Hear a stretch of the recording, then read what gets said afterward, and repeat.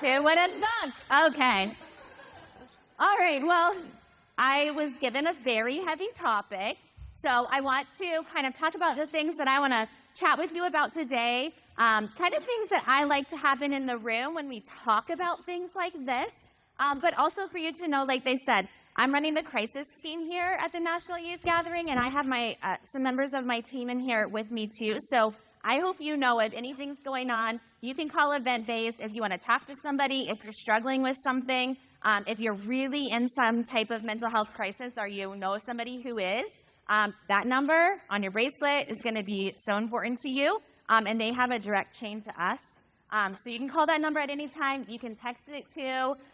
We're monitoring all those type of things. So know that the gathering cares about you, loves you, and wants to support you in that way, okay? Sound good? All right, so my goals today is I'm going to talk about suicide and self-harm, why we see that increasing in our country, around the world right now, what we can do for ourselves and for others, but also talking about how God shows up in this. Like, what does he think about this? Where is he in all of this? Kind of our theme of the gathering is that he's in all things, and we know he's present in times that feel really awful and disgusting. So, my rules for today, and a lot of these have to do with adults in the room, okay? So when we talk about heavy things, we know that our body does things. Some people cry, some people laugh, some people get angry. Whatever you experience in this room is fine, and my adults, I want you to just let it be. We have probably a big problem in the world sometimes that we don't like it when somebody next to us is crying or feels uncomfortable, and we want to fix it and make them feel better. And I don't want that to happen in this room today, okay? So I want to allow you guys to express your emotions and in a way that feels comfortable and safe. Through this pandemic, for me and for our organization, we use the word authenticity all the time. And so I feel like it's really important in mental health to be honest about what you're struggling with, what really sucks right now, what feels great, just how you're feeling. So for me, authenticity is always a must. Sometimes that means a little colorful language. God still loves us, right? Sometimes that means that we get angry about things that maybe we shouldn't, but we're going to be authentic about that. And then I want you to know, like our Yab shared with us, if you need to chat. I have two of my crisis team members right here, Randy and Rick. They work for me at Lutheran Counseling Services, so they are trained therapists. And then we have one of our care team in the back in the green vest. So we have people around if you want to chat. So if you just need to step out for a second, I want you to tap one of them if you want to chat. If you just want to step out and cry for a hot minute, that's fine too. Sound good? Yeah? Okay. You're like, what is this chick going to talk about? So one thing that's really, really important to me that I think people in this world mistake all the time is the difference between suicide and self-harm. Do you know the difference? Suicide results in death. And the point of suicide is that you are intending to kill yourself, right? You're looking for a way to end your life. Self-harm is actually an act for you to have an emotional release. And so in my practice, when we work with people with self-harm comes in so many different forms, right? What's the most popular form that we talk about self-harm in? Cutting. We often see people cutting, right? We see people cutting, burning, biting, banging their heads, a lot of different things. Hair pulling can be one. Picking at scabs. I'm from Florida. There's mosquitoes everywhere. People pick at their scabs. It's also another form of self-harm. So the biggest difference is how we respond to these two things. So suicide, when somebody is looking to injure themselves in such a way that they will die and no longer live, we're going to respond to that differently than somebody who is self-harming. Self-harming, for a lot of people who self-harm, actually feels good. It's a release. You know when you see something like overwhelming and you just have this emotional reaction to want to cry or want to get mad, that's an emotional release you have. So when we go out and we cry and then we come back and we feel better, we release that emotion. Well, for some of us who self-harm, the chemicals in our brain tell us that by harming myself, I feel better in the moment. I almost get somewhat of a high off of it, and I can release that emotion. So we're going to respond to that differently than suicide. I want to share with you a story of Maria. I've seen Maria as my client since she was a freshman in college. And Maria traditionally self-harms. She self-harmed forever. But her self-harm is that she bites her arm. She bites her arm in the same spot every time that something like high stress goes on. But it's happened so much to her that it's actually like curved her bone, right? Because she habitually bites the same spot. So when I started seeing Maria, she did a little inpatient work, which means like she went into an institution for a little bit to work on her depression and anxiety. And when she came out, she decided that she wanted to put a tattoo over that spot because she felt like she needed a physical reminder that when she went to bite her arm, she wanted something that would like stop her, right? So she got a tattoo of a bee. She loves bees. She loves being outside. She has this big bee on her arm. But for Maria, she keeps biting. Like anytime life is so stressful, her first go-to is to bite her arm. And she hasn't had like a family that really supports her or a safe place at home where she can say she's upset. She just retreats to her room and bites her arm. And so one thing that we need to understand about self-harm, and my work with Maria, is she hasn't stopped biting her arm, okay?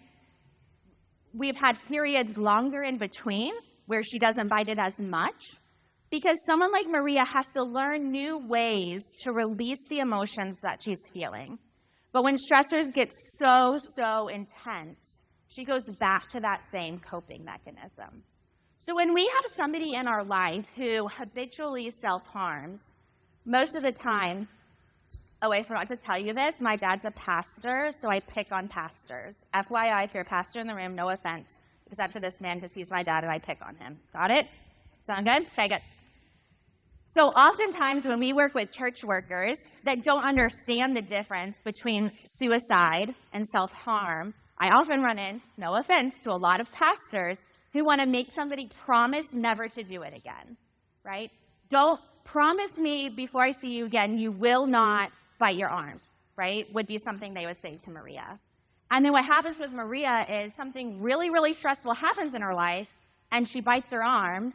And not only does she feel awful about her self-harm, but now she feels like she let her pastor down, somebody that she looks up to and trusts.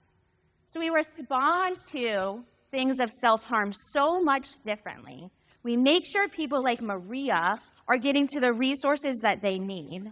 But we understand and we're authentic about the fact that it's always going to be a struggle for Maria, this habit that she's taught herself since she was 5 and now she's 23, that it's not going to be such an easy thing to break. So I want to know a little bit about who you know. Raise your hand if you know people around you, like know somebody that regularly self-harms. Yeah? Do you know somebody who has committed suicide? Yeah? Anybody in your family struggle with these 2 issues? So one of the things that happens with this topic is a lot of times people think that they're the only ones. And for you guys sitting in the front row, 4 or 5 people in every single row raise their hand on that issue, right? We've seen this increase and increase and increase over time, but it's a topic that we don't like to talk about. So in our practice, often we work with people who run grief groups. And if somebody comes in and they've lost somebody, like their grandma died, right? It's a lot easier to talk about her death than to talk about my brother who killed himself. We tend to want to keep that a secret. And so it's really important, I think, at least in our church bodies, that we understand this isn't an issue that just like 1% of the population deals with, right? It's a lot of us who know people that are affected by self-harm and suicide. So we're not alone in this. Some of the statistics I wanted to share with you, especially are these. In 2019, there were 48,000 people who lost their lives by suicide. In 1 year, right here in America, 48,000 people. 1 in 3 people who die by suicide are under the influence of alcohol at the time of death. We're going to talk about that in a minute because It definitely impacts that decision making that goes on. And men are 4 times more likely to die by suicide. When you talk about self-harm, 17 to 35% of teens and college students report some form of self-injury. So actually that percentage goes up even greater when you get to college. That's when we see the greatest percentage of people who engage in self-harm or self-injury. And 45% of the people who are self-harming are cutting. And so I'm sure you've heard about that, right? We see pictures about that. There's a lot that self-harm by cutting themselves. And 50% of people seek help for self-injury from their friends instead of from professionals. So a lot of times, people who are harming themselves are going to talk to their friends first, right?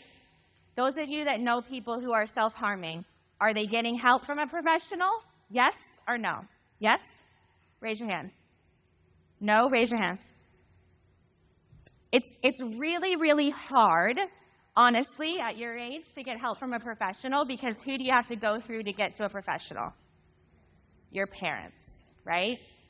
And parents, when they find out that their child is self-harming, their reaction is not so great, right? Because often parents don't know the difference between suicide and self-harm. So I really want to equip you with some things that I want you to watch out for and be aware of in your friends, because you're going to be some of the first people that they come to. Or what we also know is trusted older adults in youth's lives are going to be some of the first people that they go to. So one of the biggest reasons we know people hurt themselves is because we have depression and anxiety in our world. And it is literally a chemical imbalance in your brain. So one of the most frustrating things in my office is when I get like a 45-year-old man who comes in to see me and he's had his first panic attack, okay, at 45, and he's freaking out because he doesn't know what happened.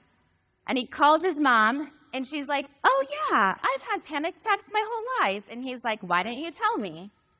"Because I was embarrassed by them," she said. But these chemical imbalances are these things that we inherit from our family members. So if we know our family members struggle with depression and anxiety, you have a genetic makeup that's going to make you more likely to struggle in that way, or any other mental illness, to be honest. One of the bigger things, too, that we hear is people don't like to take medication, right? Have you heard that? Right? People don't want to take medication. But any other chemical imbalance in your body, if you're struggling because you don't make enough insulin, right? If you're struggling with high blood pressure, we're going to take medicine for it. Same thing with mental health. It's literally a chemical imbalance in your brain. And you remember that statistic about people who commit suicide when they're intoxicated? We use drugs. A lot of us will use drugs, illegal drugs, or drugs in inappropriate ways to treat this chemical imbalance when we don't even know it. So a lot of times we're struggling with something that we don't understand or we don't know. Now, what I've seen over the course of this last year is you guys are a generation who's willing to talk about things, right? You're willing to tell friends you go to therapy. You're willing to post it all over the internet that you met with your therapist and that's what she told you, right? Or that you're struggling with depression and anxiety. So your parents were not that willing to do all of that, right? And sometimes they probably weren't even that willing to talk about it in the home. But this piece, one of the biggest reasons people are self-harming and committing suicide, is something we can ask our parents about. Hey, Mom, has anybody in our family ever been diagnosed with depression? Hey, Mom, anybody struggle with anxiety? It's a really important thing to know what's in your family history in that way. Because honestly, whatever's been working for them is going to be really helpful for you if that's what's gone on in your family. Make sense? Yeah? Another reason that we know people often hurt themselves is because of social isolation. So during the pandemic, we saw a whole lot of people alone, right? And I would have clients in my office that would be like, "Megan, I saw my friends, like we were on FaceTime just yesterday." I'm not opposed to any technology or any gaming that helps you talk to people. But there is a difference. There is a difference when you are in front of people. Or there is a difference when you actually put your butt outside instead of inside all the time, right? So what we know is people who are alone for days and days and days, your body actually starts to produce a stress hormone in your brain. And it causes things like heart conditions and high cholesterol and high blood pressure, and it has a physical effect on you. But what we also know is that God created us to be in relationships, right? He made Adam, and then who did he make? Eve. And why did he make Eve? Because man should not be alone, right? My dad and I did a Bible study one time, and we challenged the people in our Bible study, open up your Bible. I don't care, any page. On one side or the other, you will find something about relationships. Something. Because that's how much God knew we needed relationships. And one of the things that happens when you're hanging out with people, or you're talking about things, or you're watching how people make eye contact, or what do they do with their hands when they talk, is you start to feel less abnormal, right? If I see, you have mascara on. I put some mascara on today. Maybe it's okay to wear mascara, right? We normalize things. So if we're not hanging out with people, if we're not in other people's presence and kind of being honest about what's going on in our lives, we start to feel really, really weird. And then we start to feel like we're the only ones struggling with something. So God knew we needed to be in relationships with people. Because left alone, we feel like we're the only ones that struggle with things. And more, we need the support. We need the encouragement. I'm sorry, but if you sit alone in your room for 3 days in a row, your brain goes to weird places, doesn't it? It spirals into awful thoughts. And we need those people to support us, help us have conversations about different things, get our brains in other places, often very positive places. I learned about this story of Hayden right before I was doing something during the pandemic. We did these things called Authenticity. And my friend Cassie Moore, she wrote a great book. I love her. She's a DCE here in the Houston area. I told her about this story. So if you don't know this one, this dad went on TikTok in the middle of the pandemic. And he said, my son Hayden died because of COVID. And I was like, and so of course I'm going to listen. And he's like, but it's not how you think. And he went on to say that Hayden was almost 13 years old. I think he was about 4 days away from his 13th birthday. And 2 weeks before that, he had gotten mad he was a big Fortnite player, and he got mad and he chucked his remote at his TV, or at his screen, and it shattered. So he was really upset because he was gonna have some buddies over for Fortnite, and so for his birthday, and so he did all these tours and all these things to help get a new monitor so he could play with his friends, right? Well, he helped his dad mow the lawn. Grandpa was over. Went upstairs to his room. On the video, Dad's like, I did some things around the house, and then my daughter comes running downstairs and says, Hayden hung himself. And so he went upstairs and he found him hanging in his closet. He had killed himself in an instant. And the dad was really confused because he was like, I was just with him. We just hung out. But he was in the room, and after a couple of days, they found out he had broken his new screen. So he had broken a second screen for his video games. His buddies were about to come over. They were going to play for his birthday. And he thought the world ended. He thought his life was over because he broke a screen. And so the dad, and they have a whole thing called Hayden's Corner, but and I think they have a movie coming out. But the dad's point was really, really valid because he was so isolated for all that time during COVID that it had an effect that nobody saw. And there's a lot of stories like this coming out of COVID. My daughter's a big club volleyball player, and we had at least 2 suicides on the volleyball team because they were so isolated. They didn't practice. They didn't have their routines. And it's one split second, and they think things are over when they're not. But isolation has this effect on you that you think some things are more important than they are at times. One of the other big things are acute stresses. We know that if you have had somebody in your life who has died recently or who has committed suicide, you are more at risk for harming yourself. So knowing who around you is at risk or has had recent losses is really important. God wants us to give care to those people. He desires that for us, right? That we care for our family and friends. We also know that exposure, especially over a long time, to violence or tragedy can increase our risk for suicide or self-harm. Because when we get put in violent or tragic situations, our brain doesn't always know how to respond, right? And that chemical imbalance is created. But oftentimes, we have counselors in Lutheran schools right in Orlando, Florida. And what we often hear is, we make heaven sound so great, right? And when this world sounds so awful, of course that's the place I want to be. And so for those who really struggle with things in this world, who are in really difficult situations, heaven sounds like a wonderful, wonderful place. And what I want you to understand is those who take that step to end their life have a lot of other things leading up to that, but they see it as their only way out.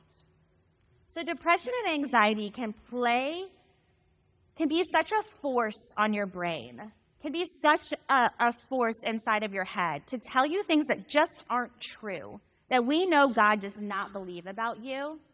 And when that record player plays over and over again, and we hear there's this place called heaven where I don't have to hear that and I don't have to feel that, for some stuck in that state, that seems like the best option.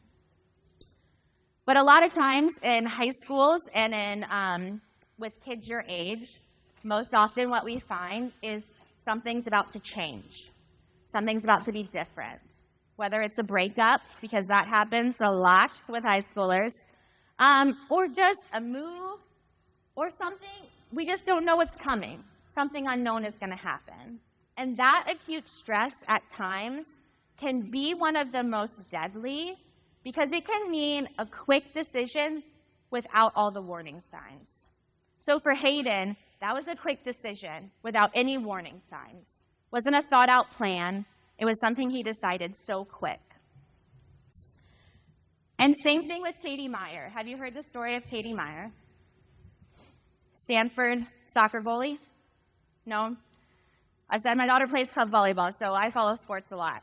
So Katie Meyer played soccer at Stanford, and she killed herself this March in her dorm room. And so Katie was known for, I think, the season before, she had been awarded some outstanding awards for helping them win the championship game and penalty kicks. But she was a really well-accomplished athlete. A lot of pressures for athletes, right? But very well-accomplished and really connected with her family. So the night before she killed herself, her parents share the story that she talked to them on the phone. They asked her how things were going. She said great. She was planning to come home for spring break. Next morning, that they get a phone call that she had killed herself.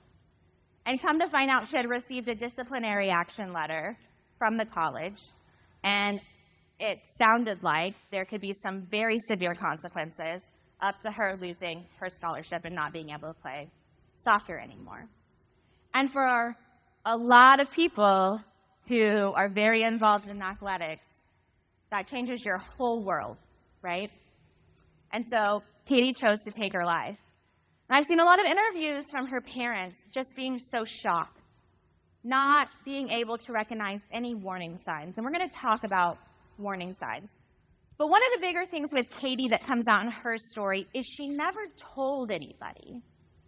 Apparently, she had gotten a couple letters, and this was like the final letter leading up to her having to appear before a disciplinary committee. And she never shared it with anybody. Nobody knew it was happening in her life. And so for me, that's just that sign of how important support is, how important it is for you to share your life with a couple of people, that they know what's going on, Because in a split second, sometimes, people can make a decision that is life-altering. And if people had known leading up, that would have been so important in Katie's story. So what can you do? I told you my favorite word is to be authentic, right? And Brandy's on my staff at LCS, we often talk about this because if I'm having a bad day, I walk in the office and I let everybody know, listen, don't mess with me today. Like, my teenage daughter yelled at me the whole way to school and I don't want to hear it from anybody else. I'm having a bad day, right? But so often in our world right now, that's not what's expected. Like, you should come in and you should smile and you should be happy. And if anybody asks you how you're doing, what should be the answer? Good, fine. Fine is I hate that word. Fine, everything's fine. So being authentic, right? And I'm not just talking about for you, but I'm talking about for the people around you. I don't think people like asking me how I'm doing. I'm running the crisis team here at the gathering, right? So a lot of people, how's it going? Yeah, it's crisis. What do you think? Not so great, right? So it's important. It's important to be authentic. Because if I present like I am happy all the stinking time, then people that I interact with on a day-to-day basis will think, did you see me almost fall? Yeah, I didn't. But I thought I was going to. If I pretend like I'm happy all the time, then people around me will think that's the expectation. My expectation is not for you to be happy all the time. One of my very, very first clients when I started as a therapist, how old was she? She was like, probably at that time, she's like 79, older lady on a walker. She came into my office, and we talked, and she was really mean. Like, she was screaming at me. And so when she went to leave, I said, I hope you have a great day. Why do I have to have a great day? I don't know, because that's what you're supposed to say to people when they leave, like, you should have a good day. I don't want to have a good day. I literally, like, the third time she did this, I looked at her and I was like, go have whatever hell of a day you want to have then. Go, I don't care, right? But it is, like, if you think about the little things we do in life, we put that expectation out there all the time. Are you happy? Yay. I love our yabs, but if you walk past them, like, everybody has to yell what? Yay, hey, right? There's this expectation that we're going to be happy all the time. And when we're in a group where that's the expectation, we feel really crappy when we don't feel that way. Agreed? So for me, and for the culture we try to set at LCS is be authentic. If you're having a bad day, like, put people on notice in a nice way, but put them on notice. I'm a little crabby today. My 15-year-old son just started driving. Oh dear Lord, right? So we went to go get his driver's license. I was like, Micah, this is going to be great. We're going to get your driver's license. I'm going to get a picture of you with your driver's license, and we're going to go eat lunch. All right, fine. And you're going to drive to lunch. That was my expectation. You drive to lunch. This man made me drive when I left the driver's license office. You're driving to lunch, okay? He comes out of the driver's license office. I was like, let me get a picture with you and your license. No. He literally put the thing that I paid $60 for in his wallet, in his back pocket, and he's like, make me. I'm like, what? So, all right, drive to lunch. Not driving to lunch. And I finally pull over, and I'm like, you're driving. So I get out of the car and just stand there. So I don't know what to do because I've never had a 15-year-old before. So we switch. Finally, I convince him. And he starts driving, and now I, like, full-on panic. What are you doing? What are you doing? Don't move that way, right?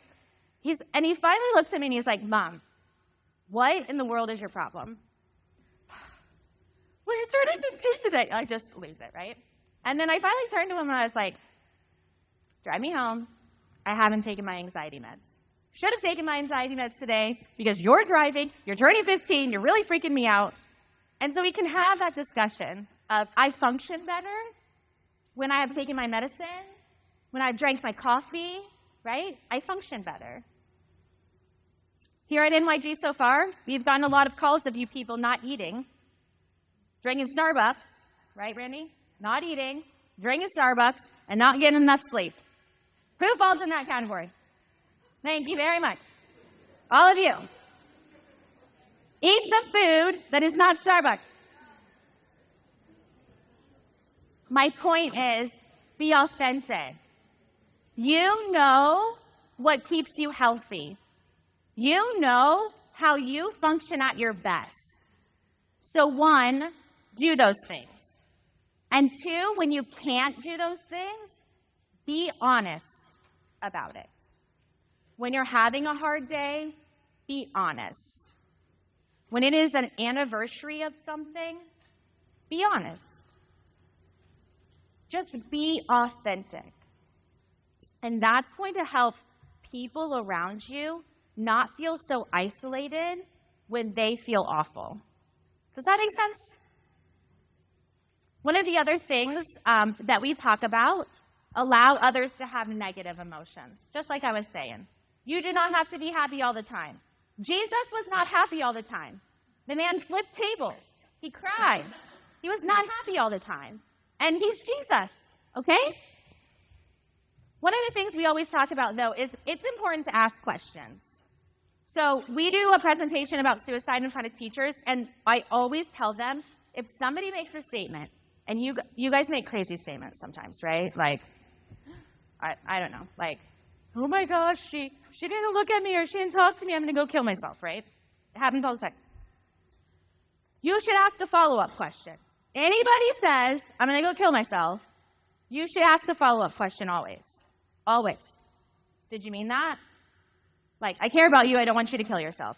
Oh, I was just joking, right? We get that all the time. You will never plant the idea in somebody's head if you ask a follow-up question. It doesn't work that way. If somebody says, I'm going to go kill myself, and you ask, did you mean that? And they're like, well, how would you do that?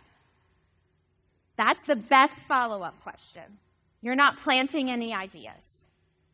And if they can answer how they would kill themselves, when they would kill themselves, and that they have access to do those things, then we are not leaving them alone, and we are getting an adult. Because when somebody has a plan, has an intent is what we call it, like a desire to do it, and they have access to whatever they're going to use, then we don't leave them alone. Then we get them help right away, right? And it can be anything. In our offices, for me, it's been, oh, I'm just going to kill myself. I'm going to walk into oncoming traffic. When are you going to do that? Well, in Orlando, it's I-4. I plan to, go on a walk later around I-4. Okay, you're not leaving my office, right? It can be any plan. And people have crazy plans. Katie Meyer, she didn't have any signs. Nobody could ask her those questions.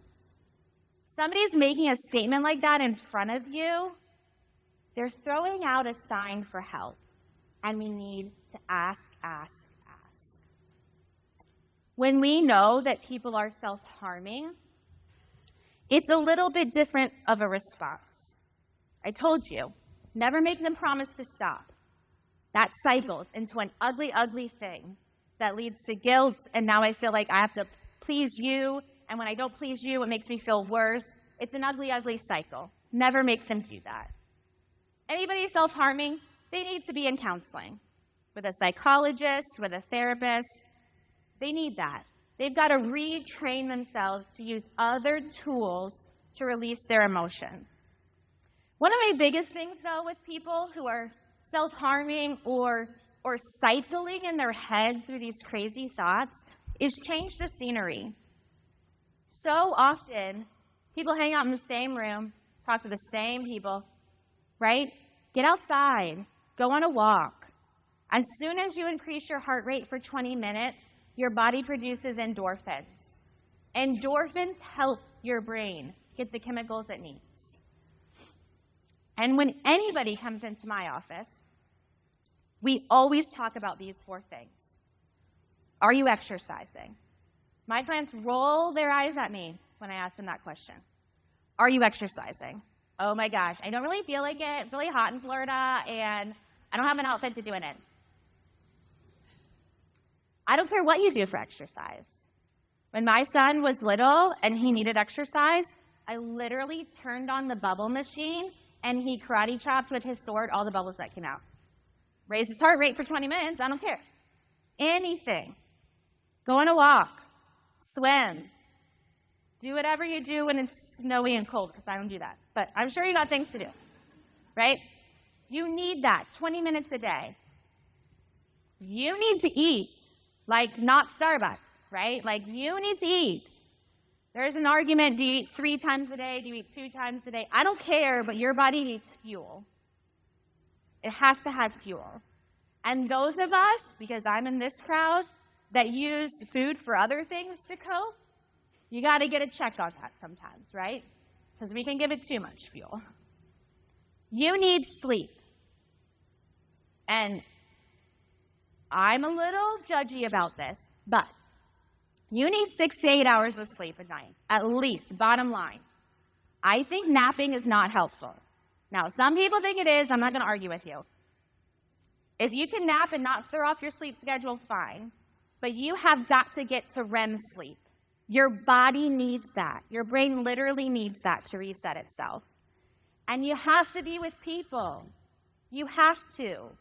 God created you to be with people. So you know you are loved and you are cared for. You have to be around people. And listen, it needs to be people your age. Hanging out with adults when you're a teenager or teenager when you're an adult. It needs to be your peers. You need to be around your peers. But this is a question in this topic. Where's God? I don't like pretty endings. I hate all the Christian movies where it's like, oh, they believed in Jesus and they lived happily ever after. I hate that. I don't think that's true. I believe in Jesus and things are still awful sometimes. So for me, answering this question is putting what you know in your head to your heart even when your heart doesn't feel it. We know God promises He's always with us. And to me, sometimes, when I read that, I'm like, oh, really? Like, really? You're here and you letting all this crap happen? What in the world? I was a DCE for 8 years in Orlando. And one of my favorite things to do with my youth group was encourage them to yell at God. Encourage them to question Him. See, I don't have a lot of people in my life where we only have nice conversations, because that's not a real relationship. God honestly desires a real relationship with you. And He has big, big shoulders for your meltdowns, for your fits. And He completely loves you regardless of how you speak to Him. And so there's times that you probably just got to let Him have it so you can see Him. There's a lot of things that go on in this world that are uber, uber difficult. And God allows it. And it makes us angry, and it makes us hurt, but He also gives us the tools to figure out how to cope with those things. So when I say be authentic, I think first and foremost, we have to be authentic with our God. We have to tell Him and lay before Him all the things that's gross and yucky and that we're dealing with. And know that He's not going to swoop down like you see in the movies and all of a sudden you're going to come out this happy person and you're going to have a boyfriend or a girlfriend and everything's going to be beautiful, right? So that's really not how God works. So it's being authentic with God and opening your eyes to the things that He does around you. And for me, that is so, so important when dealing with youth that struggle with suicide and cutting. Have you heard of her? Yes? No? No? Yes? No. Yes. No, no. Yes, yes. You're about to. Ha, how about that? Okay, so she goes by Nightbreak. She was on American Idol. Not American Idol. How old am I? What's the other one? America's Got Talent. Jeez. She was on America's Got Talent, and she sang beautifully in the trials, but she never made it to the live show because she died of cancer. Not of suicide, of cancer. But she wrote this poem, and I'm going to read a little, not a poem, but she wrote this blog, and it's called God is on the Bathroom Floor. And for me, It's what I want you. It's the relationship I want you to have with God, that you find him on the bathroom floor. She said, I have had cancer 3 times now, and I've barely passed 30. There are times when I wonder what I must have done to deserve such a story. I fear sometimes that when I die and meet with God, that he will say I disappointed him, or I offended him, or I failed him. Maybe he'll just say, maybe he'll say just that I never learned the lesson, or that I wasn't grateful enough. But one thing I know for sure is this. He can never say that he did not know me. I am God's downstairs neighbor, banging on the ceiling with a broomstick. I show up at his door every day, sometimes with songs, sometimes with curses, sometimes with apologies, gifts, questions, demands. Sometimes I use my key under the mat and let myself in. Other times I sulk outside until he opens the door to me himself. I've called him a cheat and a liar, and I meant it. I've told him I wanted to die, and I meant it. Tears have become the only prayer I know. Prayers roll over my nostrils and drip down my forearms. They fall to the ground as I reach for him. These are the prayers I repeat night and day, sunrise and sunset. Call me bitter if you want to, that's fair.